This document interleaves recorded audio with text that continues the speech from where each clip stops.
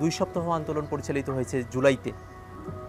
আমরা দেখলাম তৎকালীন সরকার প্রধান স্বৈরাচারী শেখ হাসিনা একটা প্রেস কনফারেন্সে যারা আন্দোলন করছেন তাদেরকে রাজাকারের নাতি, রাজাকারের সন্তান এই কথা বলে অপবাদ দিয়ে তাচ্ছিল্য করে এই আন্দোলনের নৈতিক ভিত্তিকে দুর্বল করে দেওয়া, নস্যাৎ করে দেওয়ার একটা কাজ করলেন তিনি। অর্থাৎ আওয়ামী লীগের যে রাজনীতি, যে আওয়ামী লীগের বয়ানে যা মুক্তিযুদ্ধ বা মুক্তিযুদ্ধের চেতনা, তার বিপক্ষে যদি তারা কাউকে দাঁড় করিয়ে দিতে পারেন তাহলে বাংলাদেশে তার আর কোনো রাজনৈতিক অধিকার থাকে না, তার কোনো নাগরিক অধিকার থাকে না।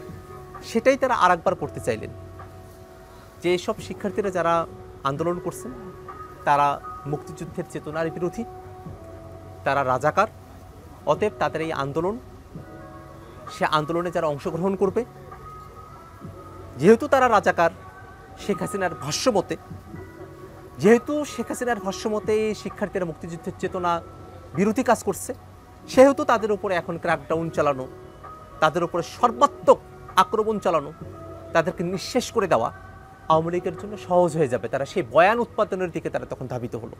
এই আন্দোলনের যৌক্তিকতার জায়গাগুলো আমরা তখন অসংখ্যবার বলেছি যে বাংলাদেশের প্রেক্ষাপটে বাংলাদেশের সংবিধান যেভাবে কোটা রিজার্ভেশনের কথা বলেছে সেখানে অন্তত 2টা শর্ত পূরণ করতে হয়। জনগণের অনগ্রসর অংশ হতে হয় এবং পর্যাপ্ত প্রতিনিধিত্বের কথা বলা হয়। সামগ্রিকভাবে মুক্তিযুদ্ধ যারা করেছেন বা তাদের সন্তান, নাতিপুতি, তাদেরকে অনগ্রসর জনগোষ্ঠীর অংশ বলা, এটা আসলে মুক্তিযুদ্ধ যারা করেছেন তাদের প্রতি এক প্রকার অবিচার করায়, কিন্তু সেটা করা হতো। এবং তারা আসলে জনসংখ্যার 1% কাভার না করলেও তাদেরকে 30% কোটা দেওয়া হচ্ছে, যেটা পর্যাপ্ততার যে শর্ত সেটাকেও আসলে ভায়োলেট করে যায়। এই যুক্তিকতাগুলো আমরা বারবার বলেছি এবং কোটা না মেধা এই স্লোগান ছিল এই আন্দোলনের অন্যতম বড় একটা স্লোগান। এই আন্দোলনের সময়টাতে সংবিধানের মূল কথা সুযোগের সমতা,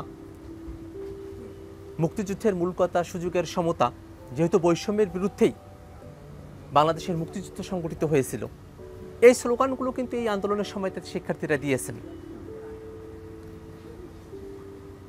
আমরা যখন না শিক্ষার্থীদের উপরে অপবাদ আরোপ করলো, আন্দোলনকে নস্যাৎ করে দেওয়ার চেষ্টা করলো আওয়ামী বয়ানের বড়কে, আমরা দেখলাম ঢাকা বিশ্ববিদ্যালয়ের শিক্ষার্থীরা তারা স্বতঃস্ফূর্তভাবে রাতের বেলা 14 তারিখ তারা হল থেকে বেরিয়ে পড়লেন।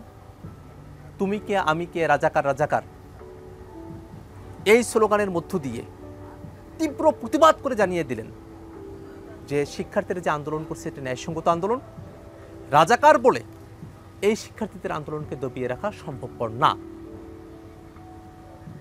শিক্ষার্থীদের উপর যে অপবাদ আরোপের চেষ্টা করা হয়েছে সেটাকে চূড়ান্তভাবে ডিবাঙ্ক করেছে সেই 14 তারিখের রাতের মিছিলগুলো। এবং 14 তারিখ রাতে আমি বাসায় পৌঁছেছি,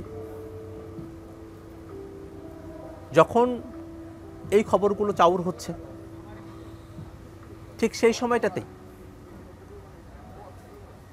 আমাদের শিক্ষার্থীরা যখন মিছিল নিয়ে বেরোবেন, ওই সময়টাতে আমি ফেসবুকে একটা পোস্ট দেই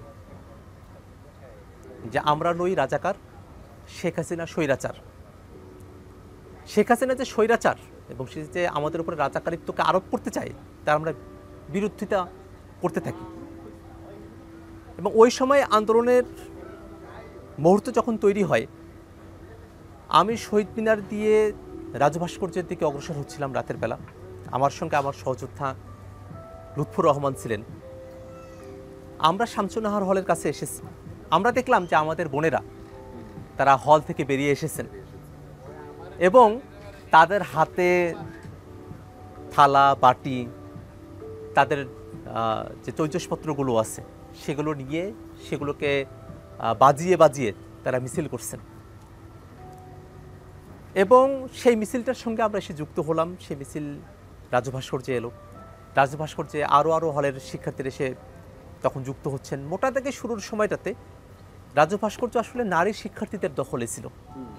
যারা নারী শিক্ষার্থীরা আছেন, রাত হয়ে গেছে, সাধারণত রাতের বেলা হলগুলো থেকে শিক্ষার্থীরা যারা আছেন তাদেরকে বের হতে দেওয়া হয় না। কিন্তু আমাদের বোনেরা তারা যে সাহসিকতা দেখাতে পারলেন, তারা যে তাদের ভাইদের স্লোগানের সঙ্গে স্লোগান মেলাবেন, এই কারণে হলের গেট ভেঙে প্রতিবাদী হয়ে সকলে রাজপথে এলেন। তখন আমাদের কাছে 2018 সালের এপ্রিল এর একটা ঘটনা আমাদের কাছে মনে পড়ল, যে সেই সময়টাতেও আমাদের বোনেরা তারা হল থেকে বেরিয়ে এসেছিলেন এবং ওই আন্দোলনটা সফল হয়েছিল। এবং আমরা তখন একটা ভরসার জায়গা পাই। আন্দোলন চলছে, আন্দোলনের সময়টাতে হলপাড়ার যারা শিক্ষার্থীরা আছেন তারাও এসে যুক্ত হলেন। আমরা ভিসি চত্বরের দিকে গেলাম, সেখানে দীর্ঘ সময়ব্যাপী সেখানে স্লোগান হলো, সেখানে শিক্ষার্থীরা তাদের প্রতিবাদ দিলেন এবং আবার রাজ্য ভাস্কর্যে আসার মধ্য দিয়ে আমরা তখন শুনলাম যে ছাত্রলীগ তারা শাহবাগের অপর প্রান্তে ইন্টারকন্টিনেন্টালের জায়গাটাতে তারা জমায়েত হয়েছে এবং তারা যে কোনো সময় রাজ্য ভাস্কর্যের এই জমায়েতের উপরে তারা হামলা করতে পারে। এবং এই ভয়ের জায়গাটা ছিল আসলে, কারণ ছাত্রলীগ বিগত সময়টাতে ক্যাম্পাসে আন্দোলন সংগ্রামগুলোকে দমন করার জন্য যে নৃশংস পদ্ধতির তারা আশ্রয় নিয়েছে এবং যেভাবে মানুষের উপরে পাশবিক কায়দায় তারা নির্যাতন করেছে, তাতে আসলে এই ভয় পাওয়াটা, ভীতি সঞ্চার হওয়াটা অমূলক কিছু ছিল না। তো সেই দিন রাত্রি গভীর হয়ে গেছে, সেদিনের মতো করে আন্দোলন সমাপ্ত হয়ে পরের দিনের আন্দোলন ঘোষিত হলো